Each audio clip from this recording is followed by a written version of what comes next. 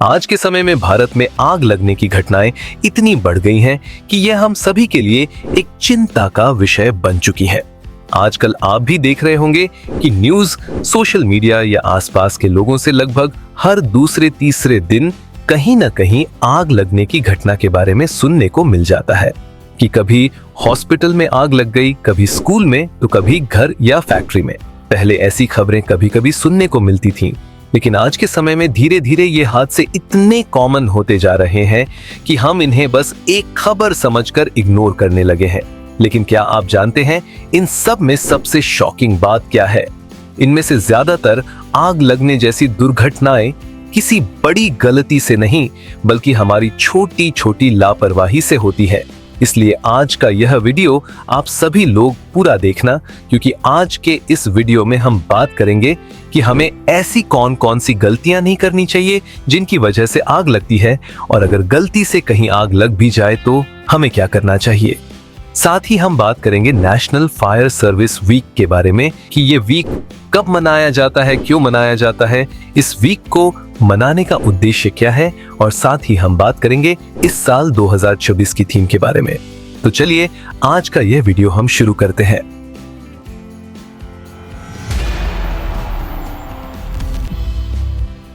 आज के समय में अगर हम ध्यान से देखें तो हमारी डेली लाइफ पूरी तरह इलेक्ट्रिकल और मॉडर्न इक्विपमेंट पर डिपेंड हो चुकी है।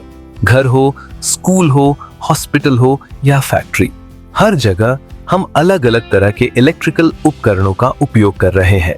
यानी हर जगह हम किसी भी कार्य को आसान बनाने के लिए हम पूरी तरह टेक्नोलॉजी पर डिपेंड हो चुके हैं। साथ ही आजकल इलेक्ट्रिकल वाहनों का उपयोग भी अधिक बढ़ गया है, जिससे वाहनों में आग लगने वाली दुर्घटनाएं भी तेजी से बढ़ रही हैं।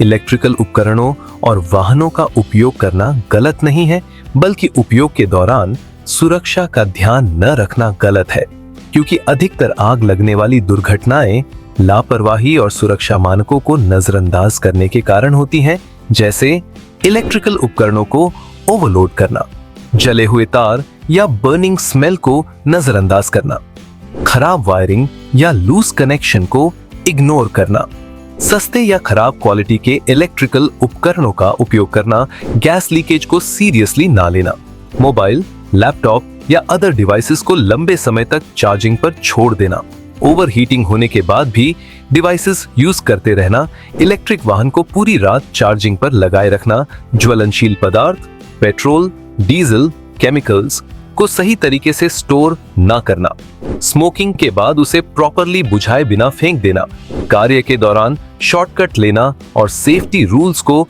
इग्नोर करना। ये सभी ऐसे कारण हैं जिनकी वजह से आग लग सकती है।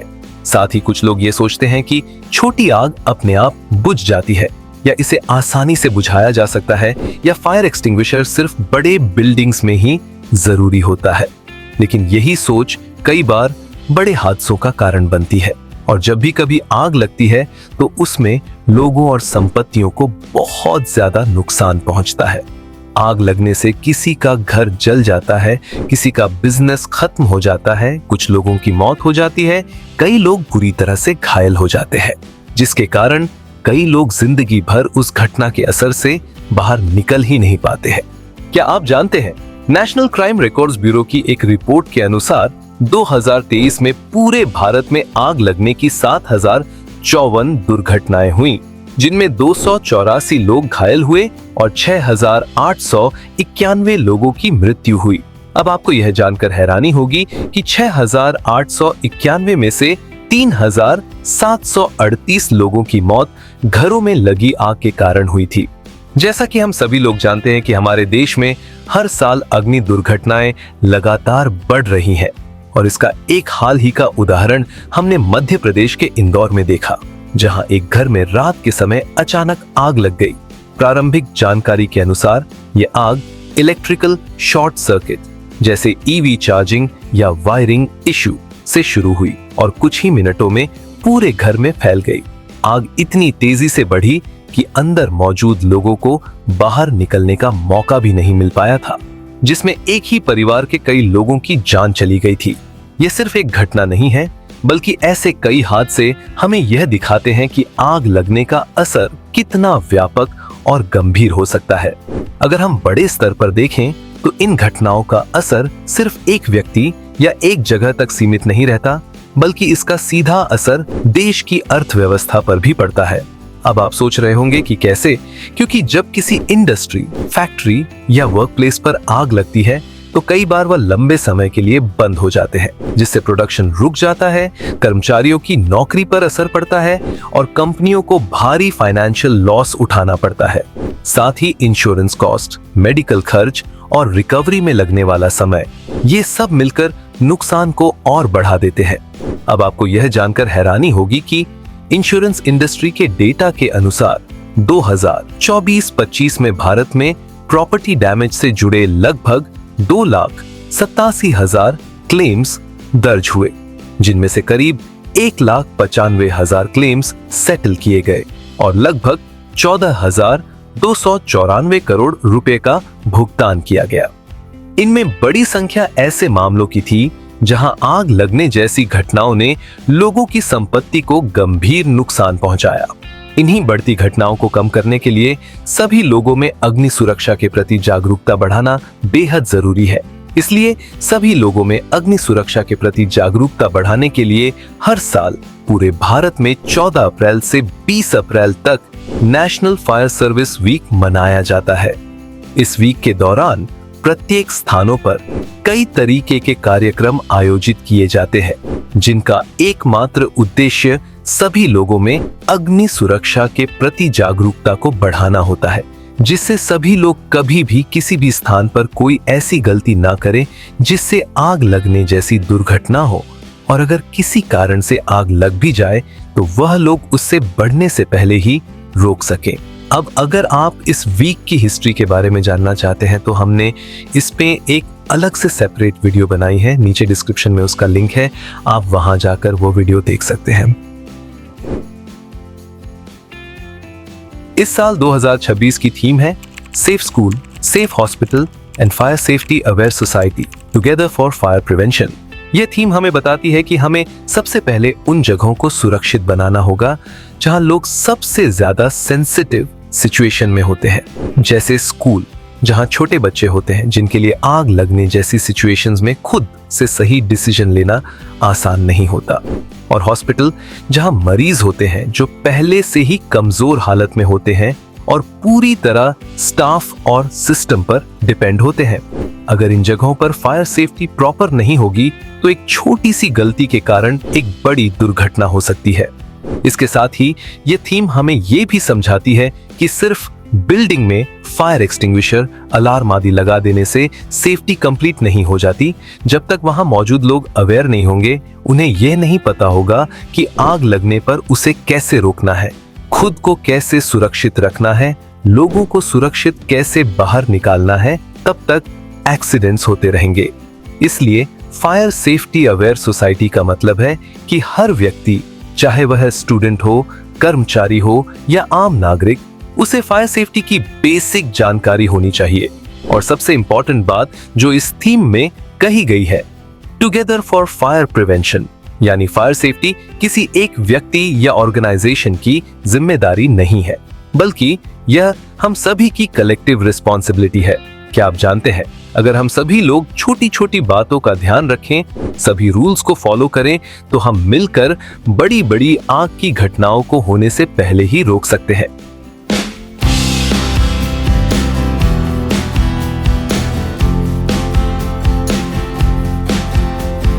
अब हम बात करते हैं स्कूल, कॉलेज, हॉस्पिटल, फैक्ट्री आदि स्थानों पर, जहां लोग अधिक संख्या में होते हैं। वहां पर आग से बचने और कभी आग लग भी जाए तो उसे कंट्रोल करने के लिए, सभी लोगों को सुरक्षित रखने के लिए वहां के मैनेजमेंट को क्या क्या करना चाहिए। हर बिल्डिंग में फायर एक्सटिंग्विशर, फायर अलार्म और स्प्रिंकलर सिस्टम लगवाने चाहिए। सभी फायर सेफ्टी इक्विपमेंट की समय समय पर चेकिंग और मेंटेनेंस करवाई जानी चाहिए। सभी एग्जिट रास्तों को हमेशा खाली और खुला रखना चाहिए। समय समय पर फायर ड्रिल्स और मॉक ड्रिल्स करवाई जानी चाहिए। सभी कर्मचारियों और स्टाफ को फायर सेफ्टी ट्रेनिंग दी जानी चाहिए। इमरजेंसी एग्जिट और इवैक्यूएशन प्लान क्लियरली डिफाइन होना चाहिए। सभी इलेक्ट्रिकल वायरिंग, मशीन्स और इक्विपमेंट की रेगुलर जांच की जानी चाहिए ताकि पहले ही फॉल्ट को पहचाना जा सके। ज्वलनशील पदार्थों जैसे केमिकल्स, फ्यूल आदि को सुरक्षित तरीके से स्टोर किया जाना चाहिए। खराब या स्पार्किंग करने वाले उपकरणों को तुरंत बदल देना चाहिए। इमरजेंसी के लिए ट्रेन्ड रिस्पांस टीम तैयार रखनी चाहिए। हर जगह प्रॉपर साइन बोर्ड लगे होने चाहिए। सभी सेफ्टी रूल्स का सख्ती से पालन और मॉनिटरिंग करनी चाहिए। अगर मैनेजमेंट इन सभी बातों का सही तरीके से पालन करे तो कई बड़ी दुर्घटनाओं को पहले ही रोका जा सकता है। अब हम बात करते हैं आग लगने पर क्या करें और हम अपने आप को सुरक्षित कैसे रखें। याद रखें, जब भी कभी आग लग जाए तो सबसे पहले ये समझ लें कि ऐसी सिचुएशन में आपको घबराना नहीं है, क्योंकि घबराने से हम गलत डिसीजन ले लेते हैं। इसलिए हमें शांत रहकर सही तरीके से सिचुएशन को हैंडल करना चाहिए। सबसे पहले जैसे ही आग का पता चले तुरंत आसपास के लोगों को अलर्ट करें और फिर देखें कि अगर आग छोटी है और कंट्रोल में है तो फायर एक्सटिंग्विशर या पानी से बुझाने की कोशिश करें। लेकिन अगर आग तेजी से फैल रही हो तो खुद से रिस्क ना लें और तुरंत वहां से निकल जाए। हमेशा एग्जिट रूट का इस्तेमाल करें और कभी भी लिफ्ट का उपयोग ना करें। और अगर ज्यादा धुआं हो तो सीधे खड़े होकर ना चलें, बल्कि नीचे झुककर या क्रॉल करके बाहर निकले, क्योंकि नीचे की तरफ हवा रिलेटिवली साफ होती है। और अगर आपके कपड़ों में आग लग जाए तो भागने की गलती ना करें, बल्कि तुरंत stop, drop and roll technique अपनाएं। अगर कोई व्यक्ति उस आग में फंसा हुआ है तो बिना सोचे समझे अंदर ना जाए। और सबसे इंपॉर्टेंट, बाहर निकलने के बाद दोबारा अंदर जाने की कोशिश बिल्कुल ना करें।